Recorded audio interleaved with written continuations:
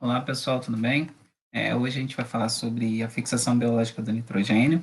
Vamos falar de forma bem superficial, tá? Para vocês terem uma ideia e como associar a importância, né, da fixação biológica do nitrogênio com a fertilidade do solo. Então, a gente não vai se aprofundar muito no tema, então vai ser de uma coisa bem superficial.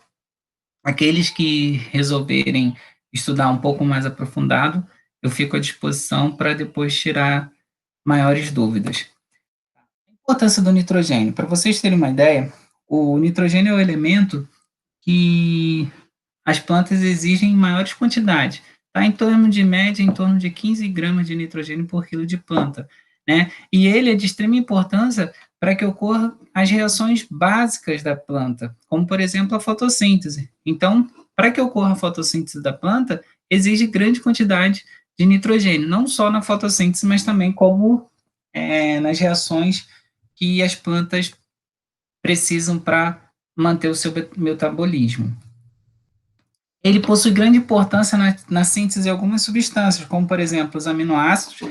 A gente tem aqui a glicina, né, a alanina, dois aminoácidos, possui na sua constituição o nitrogênio, proteínas que podem ser formadas a partir desses aminoácidos, enzimas, a própria clorofila, ela precisa desse nitrogênio, ela tem esse nitrogênio na sua constituição, alguns hormônios e ácidos nucleicos também precisam, né? Por exemplo, nós temos o AI aqui, que apresenta esse nitrogênio, né, o elemento nitrogênio na sua constituição. O ATP, a gente faz uma associação geralmente direta do ATP com o fósforo, no entanto, esse ATP, essa molécula de ATP também apresenta o nitrogênio. Algumas substâncias que são responsáveis pela oxidação e pela redução, né, dessas que precisam no metabolismo das plantas. Nós temos aqui o DNA e as moléculas de RNA também. Só vou dar uma pausa rapidinho aqui para eu conferir se eu deixei para gravar.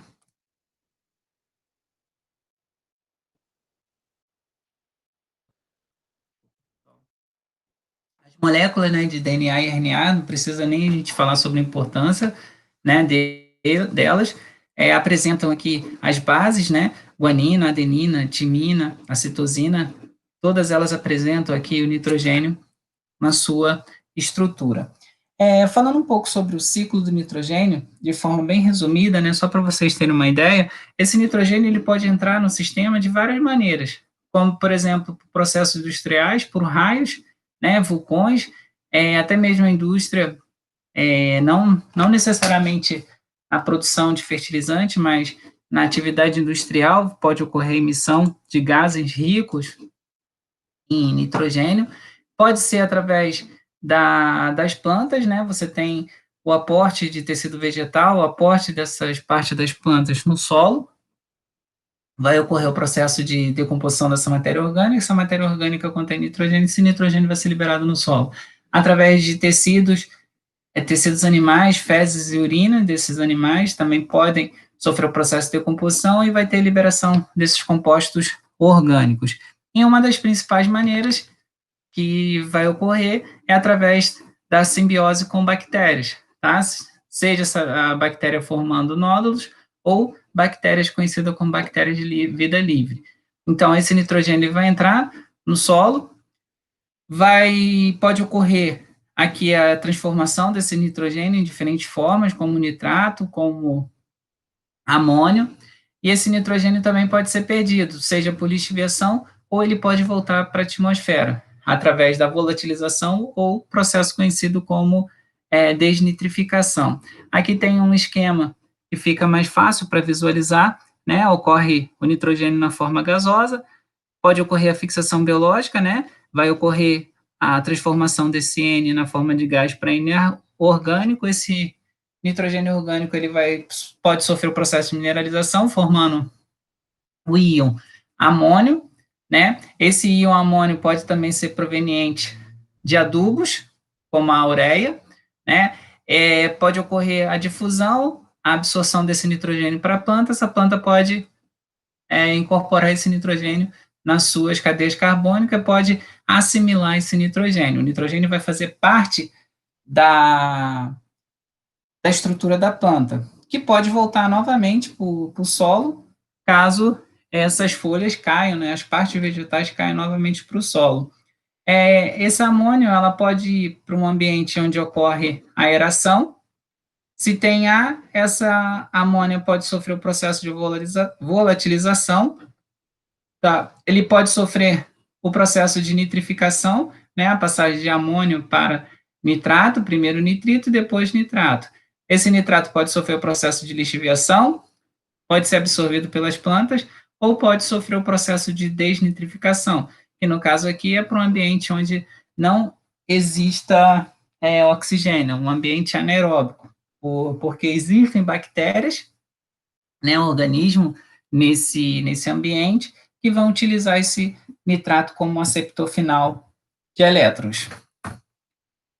As principais entradas de nitrogênio no sistema, né, a gente viu que relâmpago pode fazer com que ocorra, né, a liberação de uma grande quantidade de energia, e aí essa energia é responsável pela quebra desse nitrogênio, formando, então, fazendo com que esse nitrogênio venha para o ambiente, né, para o solo. Outra fonte que ocorre, que é de grande importância, é a fixação industrial, né? Essa fixação industrial a gente pode falar praticamente que é a formação de fertilizantes nitrogenados, como, por exemplo, a ureia e o sulfato de amônio. Então, a indústria vai produzir esse fertilizante nitrogenado e nós vamos utilizá-lo no sistema de produção. Em termos percentuais, a fixação industrial ela vai representar em torno de 36%, tá? E aqui a gente consegue observar que a maior parte do nitrogênio que entra no sistema é através da fixação biológica de nitrogênio, né? Ocorrendo em torno de 60%. Lembrando que isso aqui é a quantidade de todo o ambiente de produção. Aqui eu não estou me referindo apenas à cultura da soja, tá? Isso é um ambiente de produção e também ambiente naturalmente, né? Ambiente natural que ocorre essa fixação. E como que é o balanço energético da fixação biológica do nitrogênio e como que é o balanço energético para a fixação industrial, né, o processo industrial?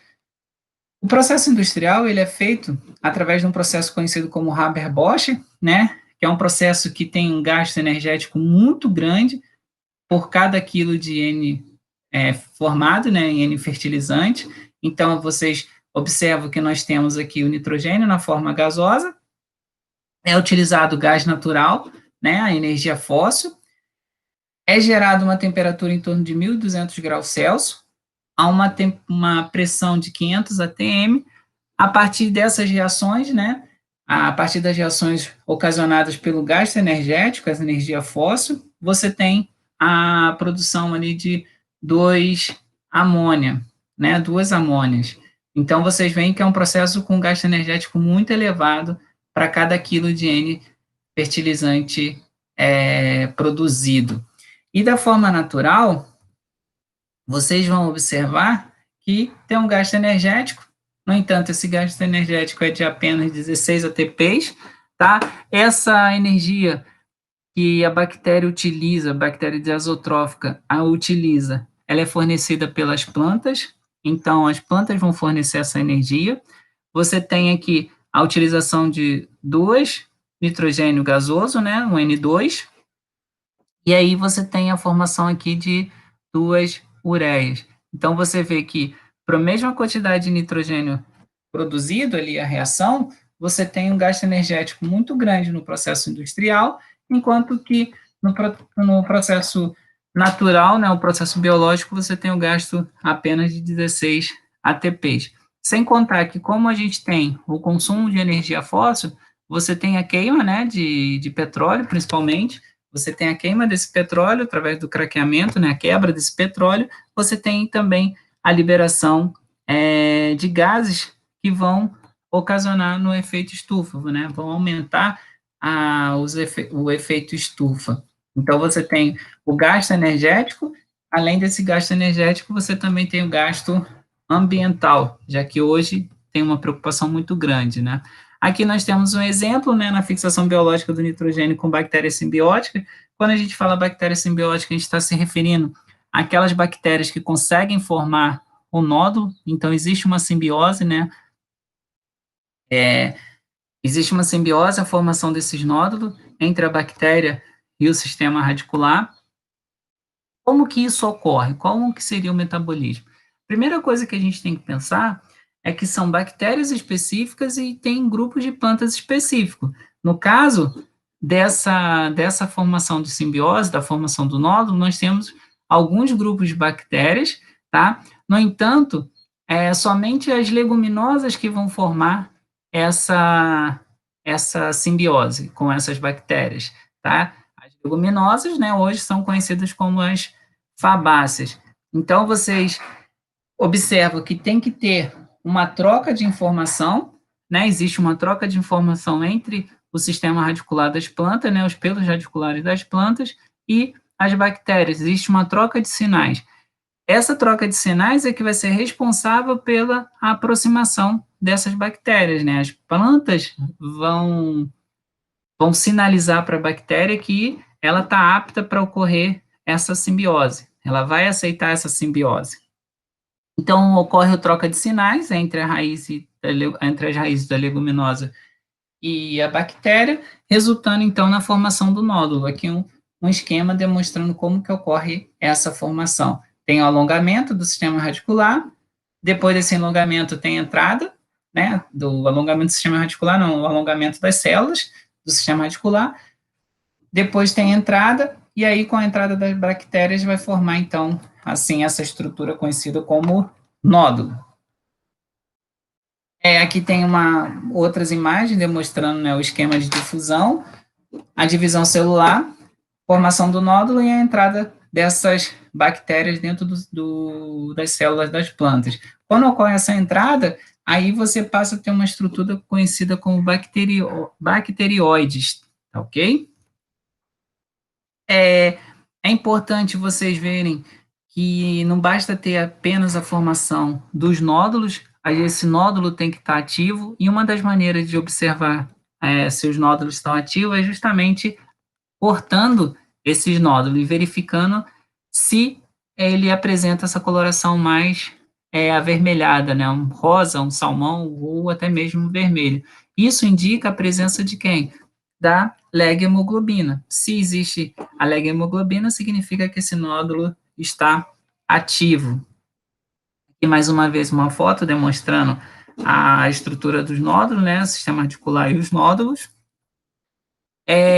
Existe também a fixação de bactérias associativas, que não formam os nódulos. Essas bactérias associativas, elas são divididas em vida livre, rizosféricas e endofídicas. Vida livre são capazes de sobreviver no solo, né, como, por exemplo, aqui as azobacter. A rizosférica, elas vão colonizar as raízes superficialmente, como, por exemplo, o azospirilo. Hoje em dia é muito utilizado o azospirilo, até mesmo no processo conhecido como coinoculação. Então, existe a inoculação com bradyrhizóbio, né, com o rizóbio, e aí faz a coinoculação com azospirilos. Diversos trabalhos têm demonstrado aumento significativo em termos de produtividade na cultura da soja com a coinoculação com azospirilos. Existem também as endofídicas, que elas não causam danos ao hospedeiro e vivem a maior parte da sua vida dentro dos tecidos de plantas, sem emitir nenhum sintoma de patogenicidade. Algumas dessas bactérias, não necessariamente elas vão colonizar ali o sistema radicular, tá? Muitas podem colonizar outras partes das plantas, como, por exemplo, as folhas ou o próprio caule. Aqui nós temos umas fotos, né, desses organismos. Aqui nós temos o azospirilo. E fixação biológica em não leguminosa. A gente falou das leguminosas, agora a gente também vai comentar um pouco sobre as não leguminosas. Foram descobertas recentemente, então é um tema relativamente novo. Ela se encontra na zona rizosférica ou nos tecidos endofídicos, apresentam menores contribuição quando comparado com a fixação em leguminosas, tá? No entanto, existem bastante grupos de pesquisa que estão trabalhando para aumentar essa contribuição da fixação. Então, imagina, o mesmo trabalho que foi realizado com a cultura da soja, está sendo realizado para outras culturas, como, por exemplo, a cana-de-açúcar, através de estudos do ambiente e trabalho também em relação ao melhoramento. Imagina vocês chegarem a um ponto de nós trabalharmos com a cultura da cana-de-açúcar sem aplicação de nitrogênio. E vocês sabem que o nitrogênio, pelo gasto energético, que já foi demonstrado, é um fertilizante que é bem caro para produzir, tá?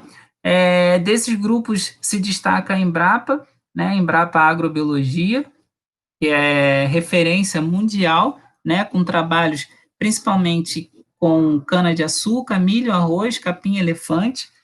Tem grupos lá que são especialistas nessa fixação e trabalham já há muitos anos, né, eu diria que há décadas, com pesquisa dessa fixação biológica com plantas não leguminosas. Muitas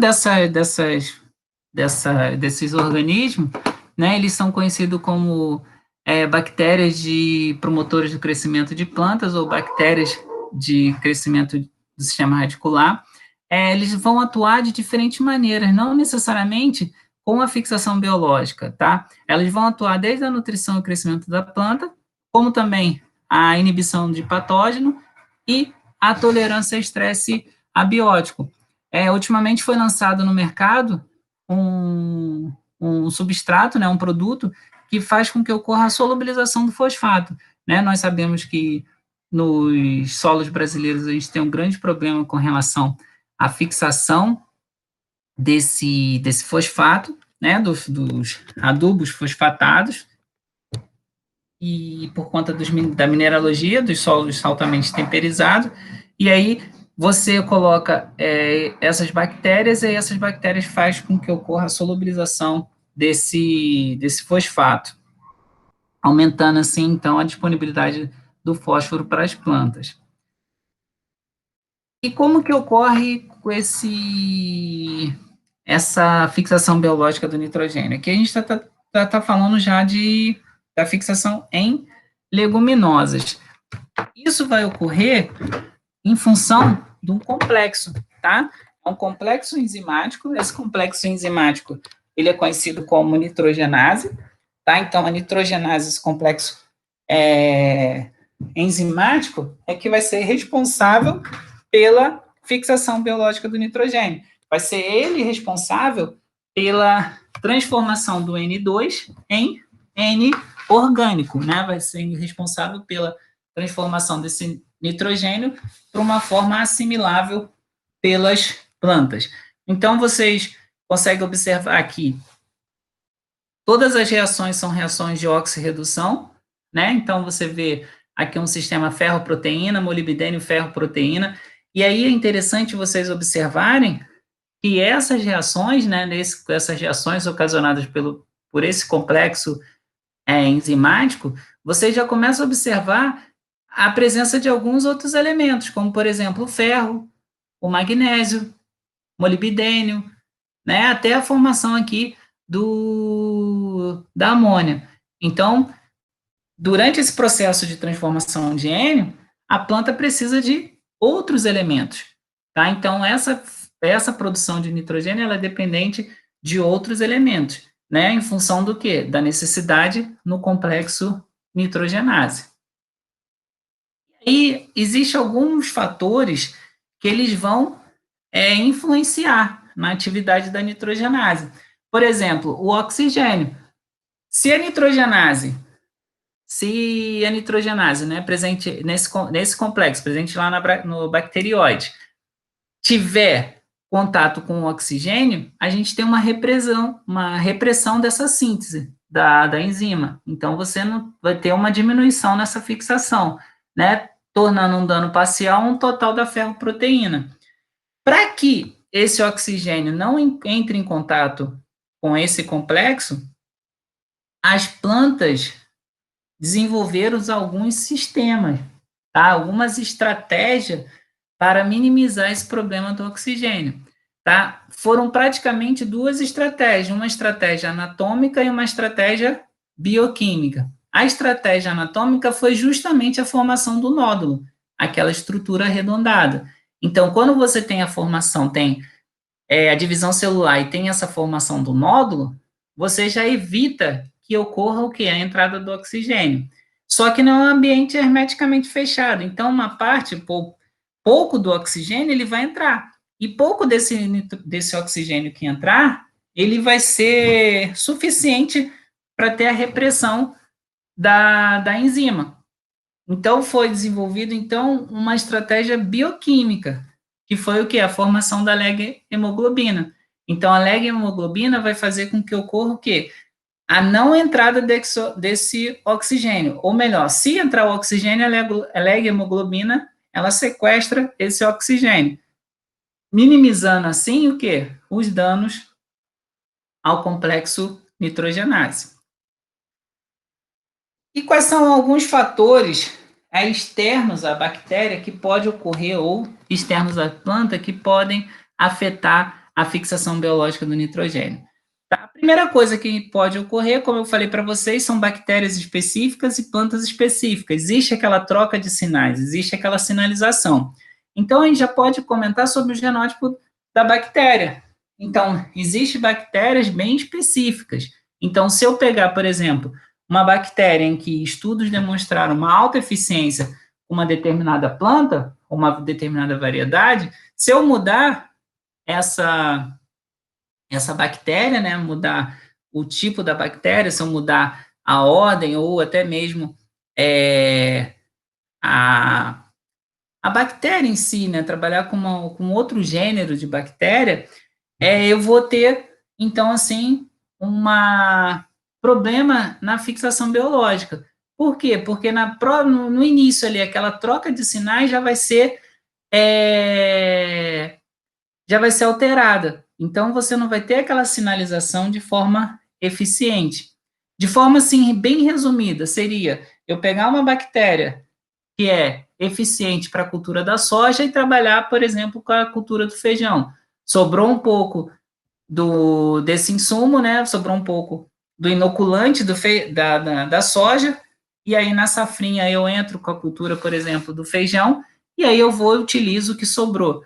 A eficiência não vai ser a mesma, porque são genótipos diferentes dessas bactérias. E fatores bióticos que afetam a sobrevivência no solo e a competitividade do rizóbio. Vários micro-organismos presentes na comunidade microbiana do solo, eles são antagônicos ou parasita do rizóbio. Tá? Então, existe outros micro-organismos que podem afetar ali a atividade do rizóbio, até mesmo pela competição de sítios nodulares entre as estípios utilizadas nos inoculantes dos rizóbios do solo, quando essas são de menor eficiência.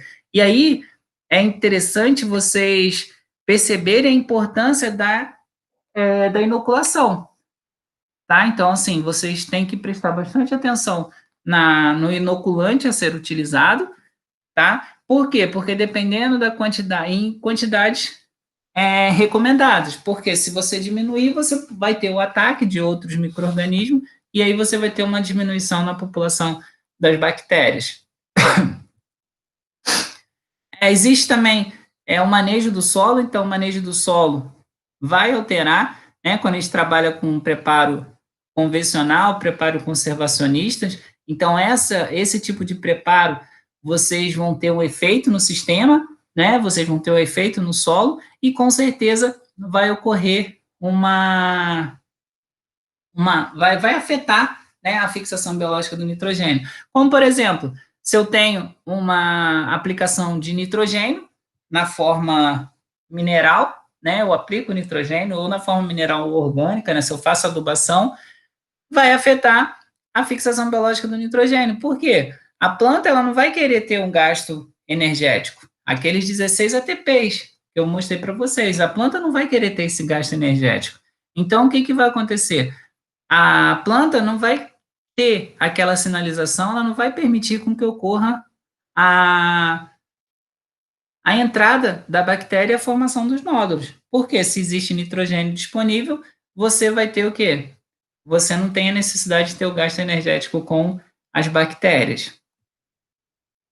A acidez, ela vai prejudicar a sobrevivência da bactéria no solo, vai potencializa problemas relacionados com a toxidez por metal pesado ou deficiência de outros elementos, tá? A alcalinidade, ela vai reduzir a formação do nódulo, a qual pode ser compensada em parte com o aumento da massa de nódulo sem comprometer a FBN. Aqui vocês podem pensar em efeito do pH, da mesma forma como a gente trabalhou nos fatores que afetam o crescimento e desenvolvimento das plantas. Se você tem uma deficiência de nutriente em função de uma acidez elevada ou uma alcalinidade elevada, né, você não vai ter o pH ali naquela faixa que é o ideal para desenvolvimento da maior parte das culturas, você vai afetar o que é a disponibilidade de alguns elementos. E vocês viram lá aquelas reações no complexo da nitrogenase que a gente precisa de ferro, precisa de molibdênio, precisa do fósforo, precisa do magnésio. Então, se afetar essa disponibilidade, com certeza vai afetar também a fixação biológica do nitrogênio. Tá? Como eu já falei para vocês aqui, a disponibilidade de nutrientes no solo.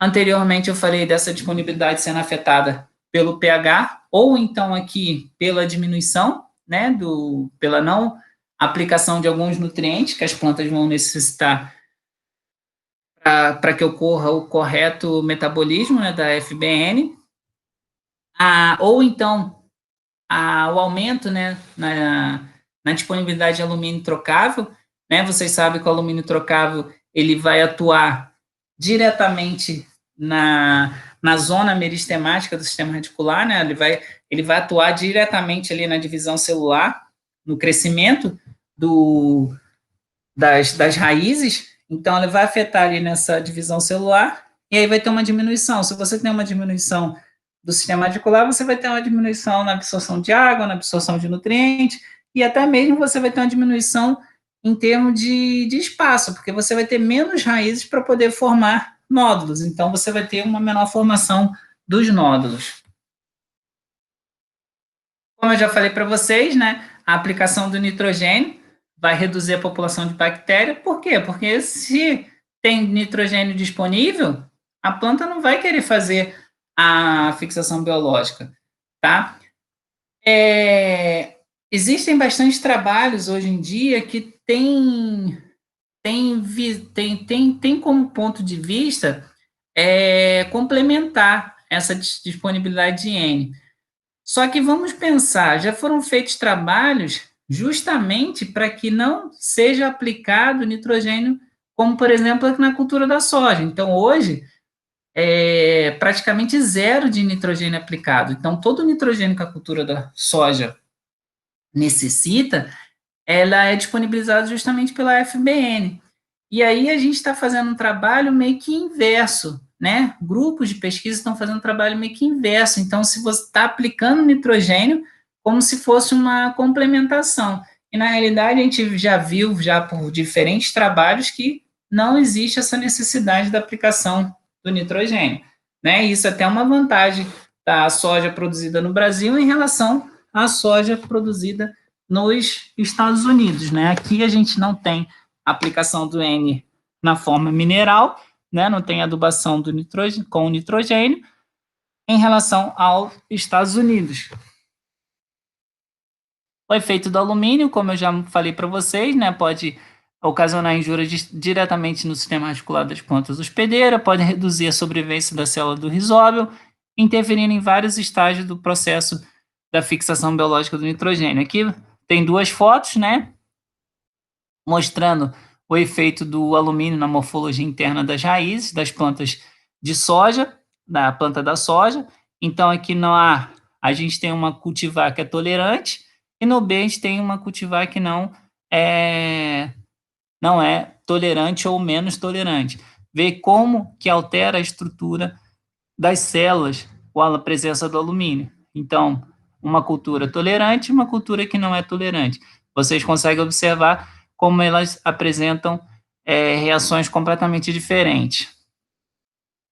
A umidade no solo, né? Então, deficiências hídricas durante o ciclo tem efeito negativo em diferentes etapas do processo de nodulação e na atividade nodular, além de afetar na própria sobrevivência do rizóbio no solo.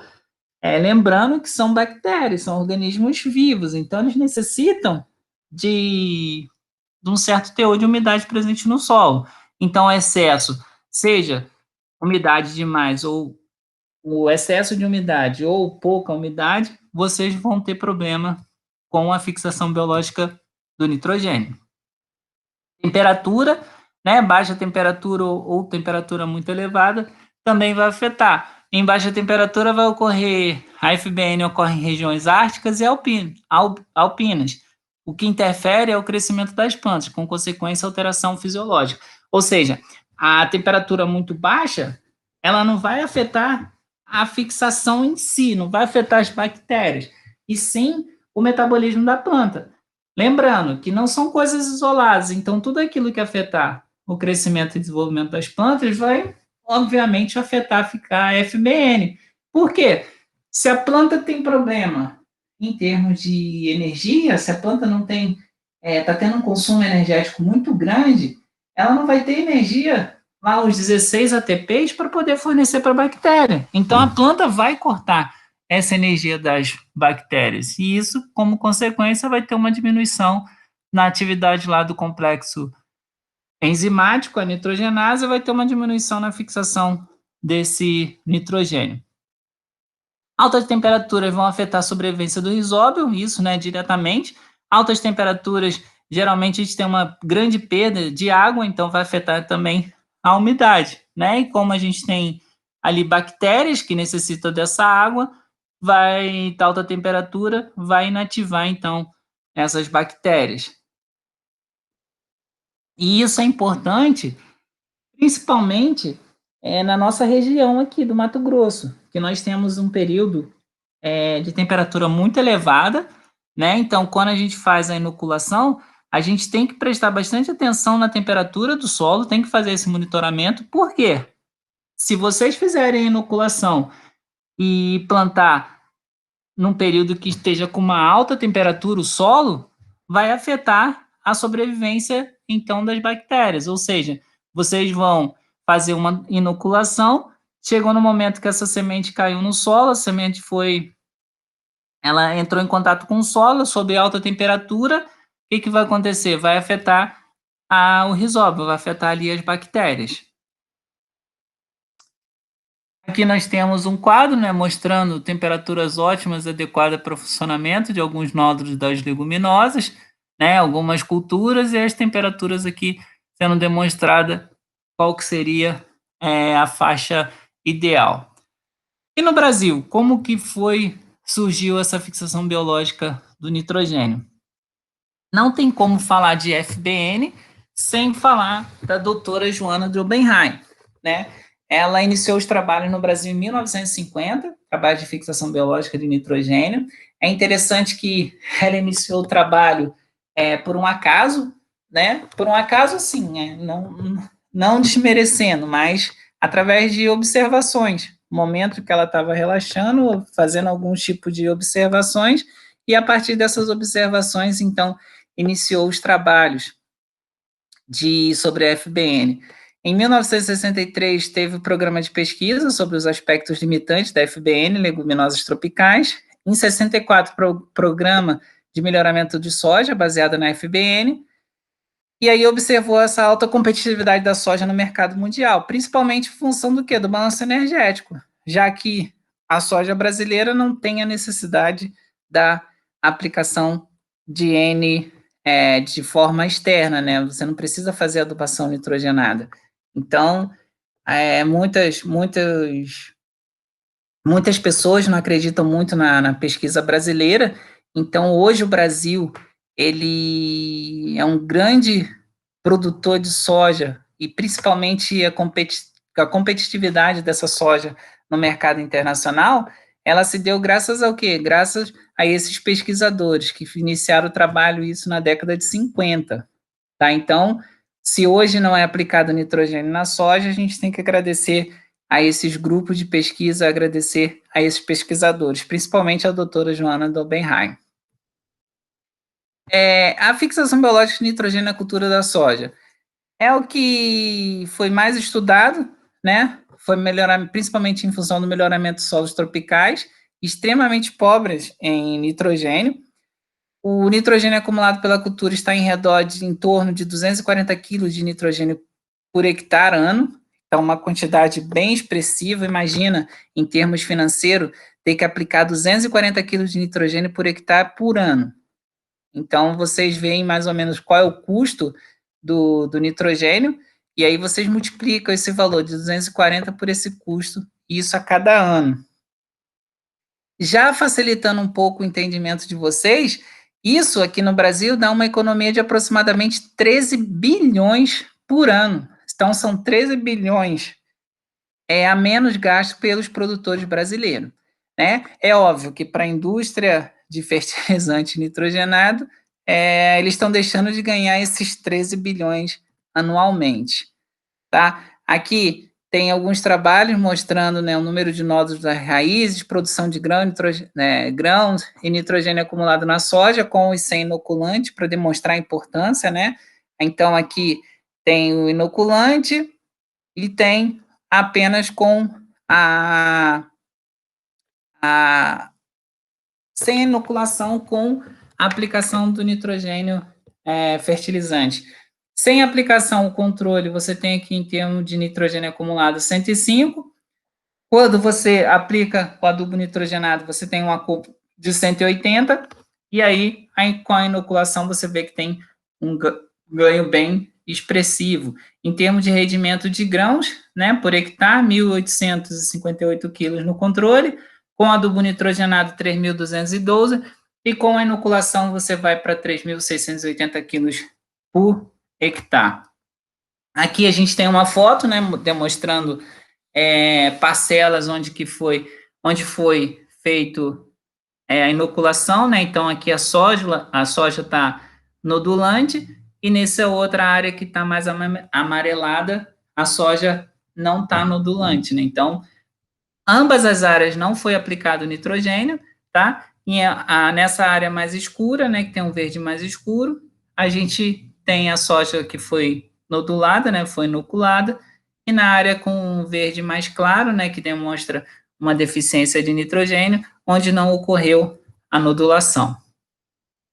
E para a cultura do feijão? A gente ainda tem uma baixa eficiência, tá, da fixação biológica do nitrogênio para a cultura do feijão. Ela gira em torno de 50% a 60%. Ou seja, nem todo o nitrogênio que a cultura do feijão necessita, ele é fornecido através do quê? Através da fixação biológica, ou seja, a gente tem que fazer uma suplementação. Então, para a cultura do feijão, essa suplementação ela tem que ser realizada. Realizada de que maneira? Através da adubação. Né? Existe melhoramento em solos de alta fertilidade, né? E tem uma rápida senescência dos nódulos. Tem trabalhos com novas seleções, então estão tentando identificar quais são as estirpes e quais são as mais eficientes, tá? Só que isso exige um longo caminho para pesquisa, tá? Mas que já se existe bons resultados. Já existem bons resultados, os grupos de pesquisa já estão trabalhando e já estão aumentando essa eficiência na fixação biológica do nitrogênio para a cultura do feijão. Em algumas culturas, como por exemplo a cana-de-açúcar, a gente tem o quê? Tem a necessidade de trabalhar com grande quantidade de nitrogênio. E aí, se a gente for ver de forma a aplicar o adubo nitrogenado, fica uma coisa, fica praticamente inviável essa aplicação. Então, tem trabalhado bastante o quê? A fixação biológica de nitrogênio em plantas que não apresentam aquele interesse agronômico direto, mas ela apresenta o interesse agronômico no sentido de utilizar essas plantas como fonte de nitrogênio, né, através da adubação verde. São trabalhados com espécies de alta eficiência da FBN, as principais, a crotalária, a mucuna, carnavalho e algumas variedades do calpi. É interessante vocês trabalharem, como eu falei para vocês na aula sobre matéria orgânica, da relação CN, então eu não posso trabalhar adubação verde com uma espécie que apresente uma grande relação CN, porque vai demorar para ocorrer a decomposição, vai demorar para que ocorra a mineralização. E se o intuito for a adubação verde, a gente tem que ter uma pronta disponibilização desse nitrogênio que está na matéria orgânica. Não pode esquecer que o corte tem que ser próximo ao período da floração, porque se não fizer esse corte no período da floração, vai ter a formação de semente, e aí aquele benefício que você teria com a adubação verde, você passa a ter, passa a ter uma praga, né? Você vai ter plantas, uma praga não, você vai ter plantas que vai dominar aquele seu ambiente. Para você ter o controle desse sua área, vai ser bem difícil, vai demorar bastante tempo. Aqui em áreas comerciais da cultura da soja, né, a crotalária, bem utilizada como adubo verde. Algumas áreas existe o consórcio crotalária, como por exemplo aqui, crotalária café.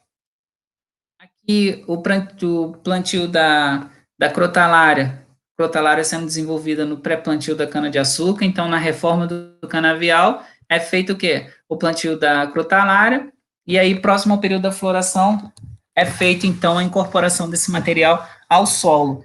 E aí, incorporando esse material ao solo, você vai ter o quê? Esse material liberando o nitrogênio fixado. Nós temos também foto de feijão de porco, que pode também se trabalhar de forma consorciada com outras espécies.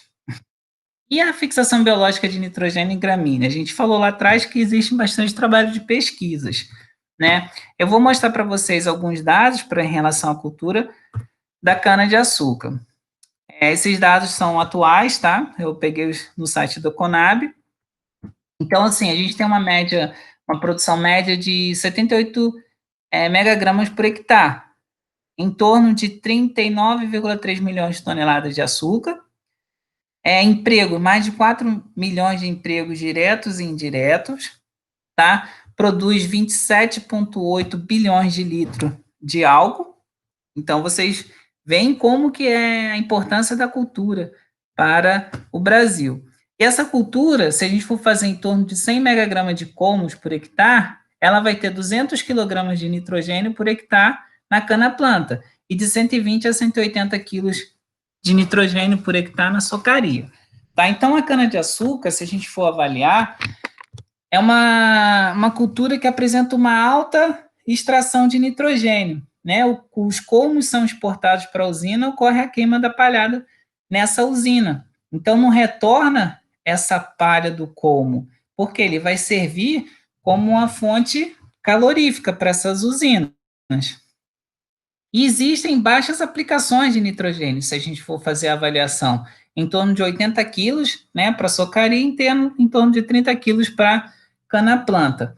Se a gente for avaliar a cultura da cana-de-açúcar, no sistema que a gente vai levando, existiria um rápido esgotamento da reserva de nitrogênio no solo, ou seja, iria esgotar esse nitrogênio no solo e a gente teria que baixíssimas produtividades. No entanto, observa-se que está ocorrendo o quê? Um sistema de reposição natural desse nitrogênio. E aí, a partir daí, começou a observar o que? Na realidade, começou a fazer estudos sobre como que ocorre essa reposição natural, tá? Então, já foram identificados alguns grupos de bactérias, principalmente os grupos de pesquisa lá da Embrapa Agrobiologia, né, que fica em frente à Universidade Federal Rural do Rio de Janeiro, né, eles trabalham em parceria, tanto na graduação, com trabalhos de iniciação científica, quanto trabalhos na pós-graduação com os alunos de mestrado, doutorado e pós-doutorado. E aí já começaram a desenvolver até mesmo inoculantes comerciais. Por quê? Já foram identificadas bactérias de azotrófica, foram feitas essa inoculação e observaram os resultados. Olha só como que é o desenvolvimento dessa planta que foi inoculada em relação à planta controle. O crescimento do sistema radicular foi muito maior. E a partir daí foi feito o quê? Foi feito, então, um inoculante comercial. né, um produto biológico que pode ser realizado, né, pode inocular as plantas. E aí vocês conseguem observar onde foi inoculado, né, o crescimento das plantas em relação em relação à área controle. Tem também bastante trabalho relacionado à cultura de arroz, né? Então, tem bastante trabalho sobre essa fixação biológica, né? Com a cultura do arroz, com a braquiária, algumas forrageiras, né? Como, por exemplo, a braquiária e o capim-elefante. Tem se trabalhado bastante o consórcio, né? Principalmente para elevar os teores de nitrogênio presentes no solo, principalmente na área de pastagem. Tem trabalhado com o abraquiário e o xilosante, tem bastante trabalho que mostra isso, esse consórcio.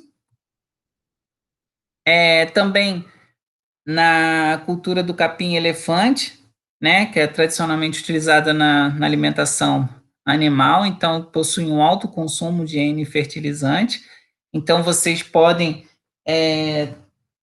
visualizar que existe essa fixação biológica, né, nessas plantas que não são as leguminosas, né, são gramíneas, e é interessante observar que tem muitos trabalhos e tem muita coisa ainda pela frente, tem um caminho muito grande ainda até os pesquisadores encontrarem essa alta eficiência na fixação, e aí imagina você chegar um momento que não precisa aplicar esse nitrogênio, esse fertilizante nitrogenado, tá? A gente sabe que tem a fixação biológica do nitrogênio, mas em nossas condições, até mesmo por questões climáticas, né, a gente não tem uma quantidade endofítica, né, não tem uma quantidade muito grande, né, endêmica dessas bactérias, endofítica não, endêmica dessas bactérias presentes no solo, então se a gente quer aumentar a eficiência, a gente tem que fazer o quê? A inoculação. Então a gente deve fazer a inoculação dessas sementes. Né? O que é o inoculante? O inoculante nada mais é do que um material contendo micro-organismo e que vai atuar favoravelmente no desenvolvimento das plantas. Então, esse inoculante ele vai ter que ter o quê? Ele vai ter que ter um micro-organismo, não apenas um micro-organismo. Então, ele vai ter que fornecer um ambiente em que esse micro-organismo vai poder sobreviver, tá? Junto com a semente. Então, é misturado esse inoculante com as sementes. Eles podem ser de forma líquida ou turfosos, tá? Existe hoje no mercado diferentes maneiras, né? Diferentes tipos de inoculante. O que vocês vão ver? Ver o que tem, quais são os recomendados na área que vocês vão trabalhar e sempre tentem trabalhar com aquilo que é recomendado para a região de vocês. Aqui mostra a evolução das doses de inoculante vendida no Brasil.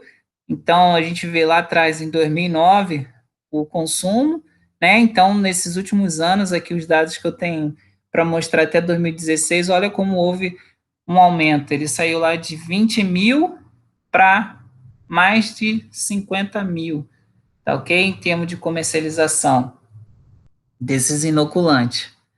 Né, aqui tem a venda, né, como que foi a evolução de venda desses inoculantes no Brasil. Os dados também demonstram lá para até 2016. Vocês veem que sai daqui de 4 milhões para a soja, né, o turfoso, sai de 4 milhões e vai atingir a 11 milhões aqui. Sai de 15, né, para a soja líquida e vai atingir aqui 34 milhões.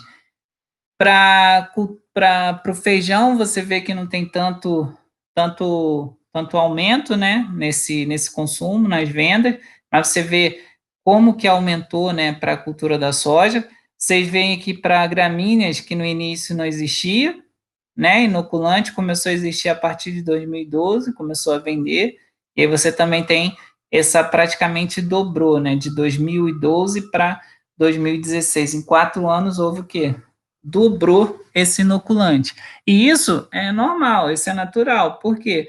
Porque no início você não tem esse inoculante, né? Em 2012 que começaram a surgir esses inoculantes, E a partir do momento que os resultados vão demonstrando que são positivos, e aí você vai tendo o quê? Um consumo. E a tendência é aumentar cada vez mais esse consumo desses inoculantes.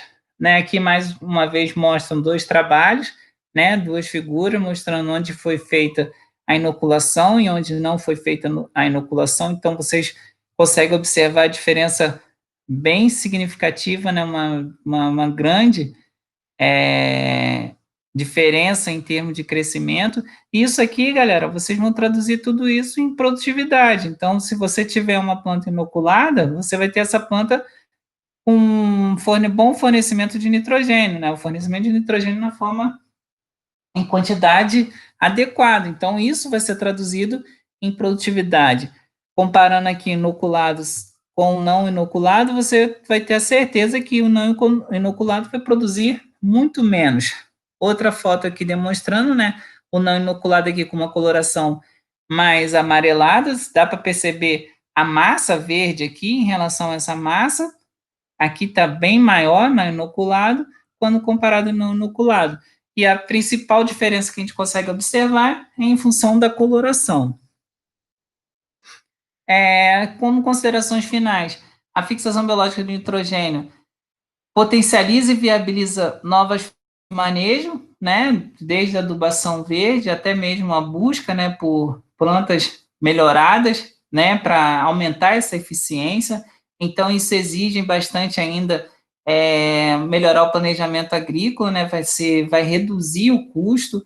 É óbvio que no início você tem que aumentar, você vai ter um gasto elevado em termos de pesquisa, né, mas depois que vierem os resultados, depois que a pesquisa conseguir selecionar aquelas estirpes que são mais eficientes, você então vai diminuir então um gasto muito grande com o nitrogênio. Vocês viram lá que anualmente em torno de 13 a 18 bilhões que nós conseguimos economizar. Então isso auxilia muito o que na redução de custo, né? E isso vai ser feito a partir do que melhorando o planejamento agrícola.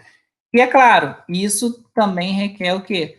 Dependendo da espécie que você esteja trabalhando, requer ainda um grande caminho pela frente.